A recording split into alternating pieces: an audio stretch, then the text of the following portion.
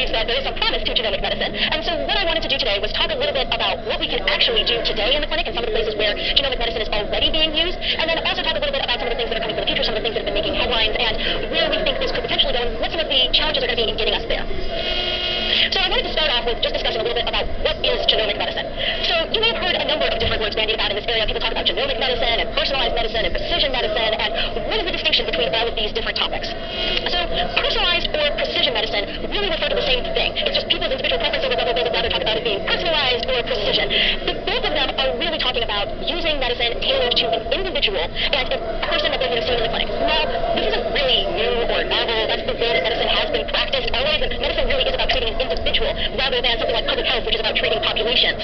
But personalized medicine starts really trying to focus this in on getting more information about the patient that's in front of you and trying to use that to tailor the care and therapy. And you'll often hear three specific areas talked about when people mention personalized or precision medicine. The first of these is really integrating lifestyle or behavioral choices. So these are things that someone has control over. You can decide how much are you going to exercise, what are the foods that you're going to eat, are you going to smoke or not. Those are all things that you're choosing about your lifestyle. They also typically talk about including information about your genes, so your genetic information and how that might influence your individual risk of getting a disease, or potentially how that information might help you with responding to a specific treatment. So could we pick a specific intervention for you that's based on your individual genomic profile? And then the third item is really the environment. So this is all the things that are happening then outside you. So where do you live? What is the environment that you're exposed to on a daily basis? And trying to incorporate all of these different items into an individual's care is what characterizes this idea of personalized or precision medicine. Genomic medicine is then a specific type of precision or personalized medicine, where you're talking about using that genetic genomic information in care. So when people talk about genomic medicine, it really could be a type of personalized or precision medicine, but they're typically then focusing on the genomic aspects of the care and decision-making process. This also is not something that is new to medicine. Doctors have been using genomic information in care for many years. We're just used to talking about things like family history. So when you go to your doctor, one of the things they typically ask you is, does your family have a history of cancer or cardiac disease? Have you had heart attacks in your family? That is a form of genomic medicine. They're getting information about your family and whether or not you are potentially at an increased risk of developing any of those conditions based on the fact that you might have inherited genes from your parents that put you at increased risk of having that condition like cancer. So this really is, once again, building off of something that's already being done in medicine today, but trying to do it in a little bit more specific or detailed manner. There are lots of different technologies that can potentially then be used in genomic medicine, everywhere from family history through doing tests for individual genes to doing biochemical assays where they're trying to see the actual genetic effects, actually seeing the outcomes from having a variant, to doing sequencing to try and map the DNA in your genome. And what I'm going to focus on today is talking about sequencing and some of the different ways that it's being used in genomic medicine. So my next section is just to talk a little bit about what is genomic sequencing. So DNA sequencing basically gives us the order of the bases that make up our DNA. And so there are 4 different bases that code all of our DNA, A, C's, G's, and T's. They pair together so that A's always go with T's and C's always go with G's. And these base pairs then can get read across the DNA molecule. And what sequencers are doing is reading that code in lots of different ways. And basically all of the advances that have been made in sequencing technology are trying to find ways to be able to read these bases more accurately, quicker, and in ways that require smaller amounts of samples for a lower cost price. And so we've gone from the Human Genome Project, which mapped the first human genome back in 2003 and cost billions of dollars, to today you can get a genome sequence around the order of about $1,000. So the cost of this has come down dramatically. And what we do with that sequence information is try and determine which parts of your code have genes, and sometimes also looking for the regulatory instructions that tell those genes then to turn on or off, because when you have changes in these regions, it can then potentially lead to disease phenotypes. And one of the things that I wanted to point out here, because it matters a little bit for some of the technology, is that within each of these genes, there are basically 2 different kinds of code. We talk about these as being introns or exons. The introns are basically code that gets cut out, and the exons are the part that is actually coding what's going to end up making the proteins, which are what control the different functions in your body. So that's the part that's going to actually get translated into a product. And that's important because there are 2 main types of sequencing that get talked about a lot today in the news. One of these is genome sequencing. And in genome sequencing, you're looking at the entire genome, the whole pie, everything that you can find, which is over 3 billion base pairs in humans. So it's a lot of data and information. We still can't get all of it. So even when people talk about whole genome sequencing, we really aren't getting every single one of those base pairs, because every technology that gets used has some things that they miss. There's always going to be some amount of error in the reads, and then there's always some technologies have preferences for things that they read better than others. So there's always going to be some segments that they just have a harder time being able to get to. So genome sequencing gives us most of that whole pie. Exome sequencing, on the other hand, selectively picks out those exons, those coding regions of the genome. By doing that, you can sequence less of the actual base pairs, so you're able to then get more coverage of each of those individual reads. And this allows it to be a little bit cheaper than doing genome sequencing. And this picks out about 1% of those 3 billion base pairs is what's going to be making up those exons, or those coding regions. And once again, this is one of those places where it's not 1% is small slice of pie, but it also is going to be spread over the entire genome that you're actually picking those out. So once we have the sequence, we need to know what makes potentially these changes or variations that are going to lead to disease. And one of the most common types of changes that gets looked for are the single nucleotide polymorphisms, or SNPs. And basically what these are just a change in a single one of those base pair codes. And so in this example, you can see there's data from 4 different individuals. And in that yellow region, you can see that sometimes people have that TA, sometimes they have the CG. Versus in all the regions before that, the code is always the same between individuals. So that just lets you then find regions that are different between individuals. And there are also other types of genetic variation that you can pick up by sequencing. You can find insertions, which is basically when you put in a single base or sometimes more, so you're adding in a section of code. You can get deletions where you're taking out a that region of code or more than one base. And another one that gets talked about a lot in the news are copy number variation. So this is where you have a segment of your DNA that gets replicated a certain number of times, and different individuals have different numbers of copies. So in this example, some individuals have 3 copies, some people have different variations in copies, 5 and 3 or 3 and 4. So the number of those copies changes, and this can also play into some disease phenotypes. So once we have these different variants, the idea behind genomic medicine is that if you have a group of different people, that they're going to have some difference in the genetic variants that they exhibit, and that if you knew what that information was,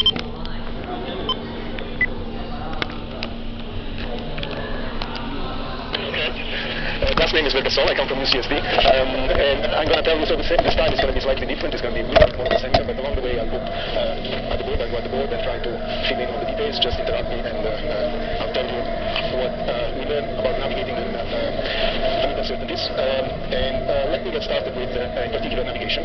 So, as you've heard in the school, there's many examples of navigation of all different sizes. You've heard about bacterial chemotaxis, run and tumble, describing of the gradients. Eukaryotic chemotaxis, this is the picture that Andrew was scribbling at the board painstakingly. This is the one, this is a pipette, and there's a diptystidium which is converging toward the location of the pipette. And then there's examples at different scales, like, for example, olfaction-based searches done by insects. So this is on the left over there, you have a moth.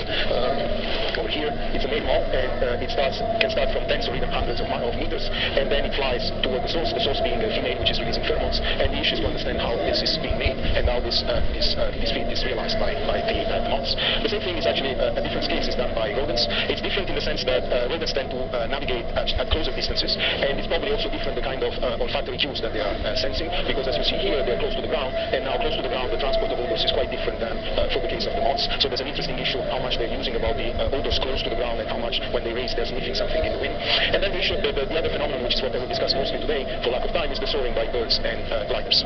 But before getting into the navigation itself, I would like to start with a simple problem, because I would like to put the problem of navigation into the broader perspective of decisions that Andrew has been discussing, to have you realize why navigation, what it has in common with the normal decisions that are being made in biology, and what is different, what's special about navigation. So I will start with a simple problem. The simple problem is the problem of the bandits.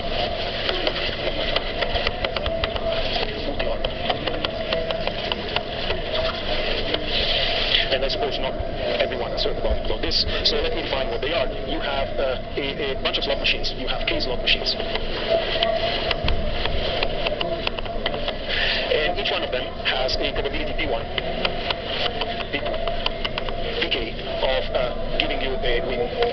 So if you play one slot machine with probability P1, the R1 or the R2, you're going to win with probability P1, and you're going to win an amount which is unique.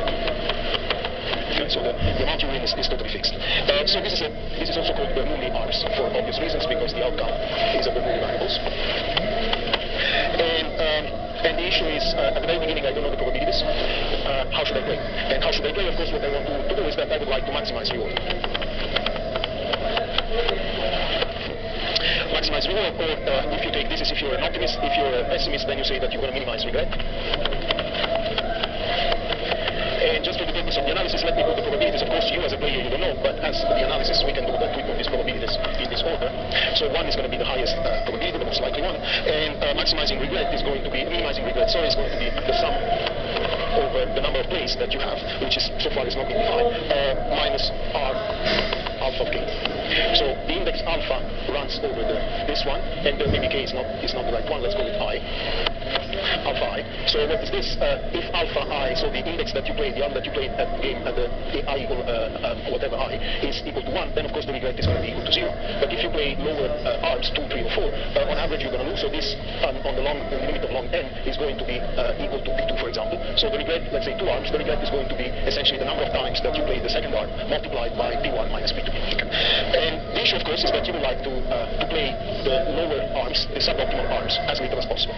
But of course you don't know where they are, and you have to figure this out. So this is an example of what is called, and that's why I'm discussing this here, of what is called the balance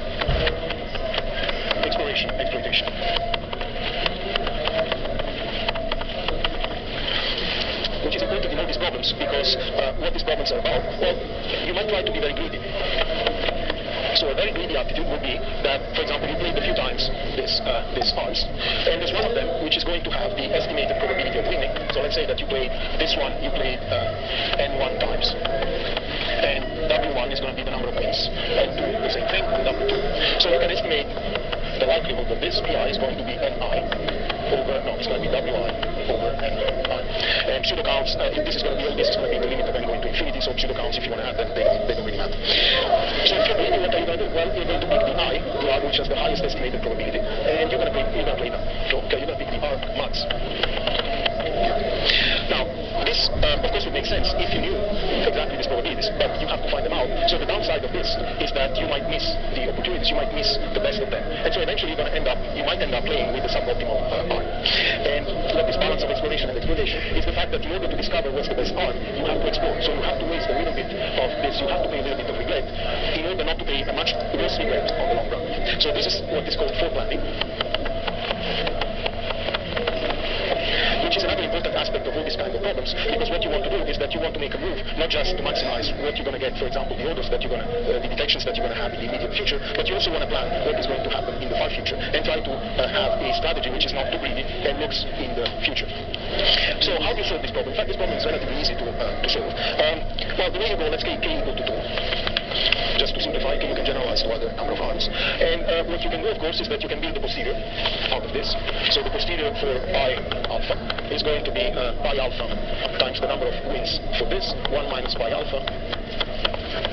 And then this is normalized by the beta Euler function, just for normalization. Okay. Now, what does it look like when you start playing? Well, after a certain time you start playing, a typical picture could be as follows. You have arm equal 1, which is going to look like this. This is probably going to be centered somewhere around P1. And then you have the R2, which is suboptimal, so it's going to be centered around here, and it's going to look like something like this. In fact, the tail is a little bit exaggerated. I should be doing rather, well, you know what I mean. It's going to be something like this, and this going to. So this is R2.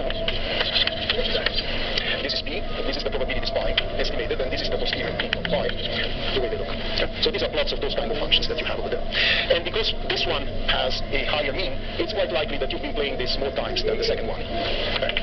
But now the issue is going to be, am I sure that just this number of counts which is inferior to this, is it not due to fluctuations? Because in fact it might easily happen that because of the finite number of counts, the fact that the estimated pi star of this is lower than this might actually be due to fluctuations. So how do I estimate the fluctuations? Well, this is the so-called theory of tides, which you can look at in the Kovar and Thomas, the book on information theory. And the probability that an estimated probability comes from a real probability P over n counts is the formula reads like this: P of pi star. P, well, this is the Hubbard-Lagrange.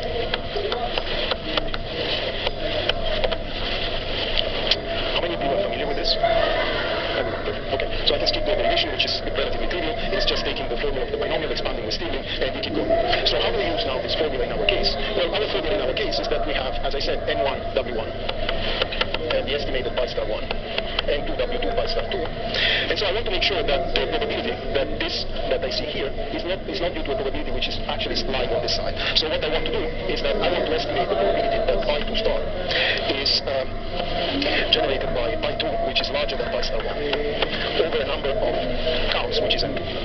So this event, I would be actually fooled by the counts, because in reality the probability is actually larger than pi 1, and I got fooled because of the fluctuations. Right? So this is what I want to avoid having in my situation. And the probability for this to happen is, I just read from the formula here, is d pi star 2 and pi star 1. Okay. So now how do what do I want to achieve? Well, what I want to make sure, as the number of counts get larger and larger, these are getting lower and lower, and therefore I have to take into account how many counts, how many plays there were. And the heuristic that works, there's some mathematics that can be done, but I tell you the heuristic, you essentially want to make sure that this probability is unlikely with the number of plays that you have. So in other words, what you would like to have is that the total number of plays multiplied by this probability stays. So in this case, the level of fluctuation that you should expect with the number of samples that you have is less than 1. And so you can kind of trust what you have, because this level of fluctuations is consistent with the level that you should expect with the counts that you have. So what this says is that n2 should be larger or equal than the log of n divided by the Kullback-Leibler of pi star 2 pi star 1. And in the limit when n is getting large, this becomes log n over d p2 p1. Okay. So this is a shortcut for a result in mathematics which is called the Lie-Robbins inequality. Lie-Robbins inequality says that if you want to have that the regret must be larger than or equal than p2 minus p1 over d of p2 d1 log n. Okay.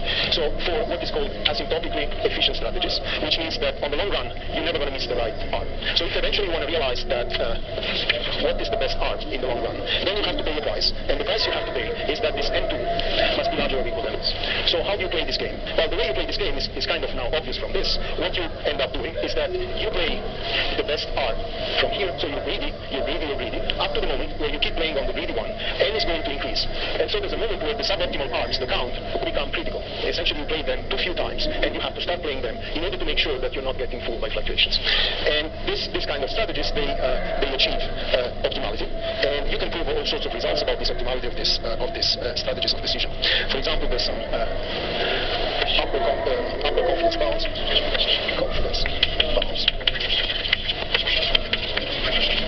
So these are strategies where you take this as the indicator, and you add to this an index which measures the level of fluctuations. And then you decide based on this kind of index, which are kind of a form of free energy, in the sense that they have this energy term, and then they have the level of fluctuations, and you pick those that have the best indices. Yes?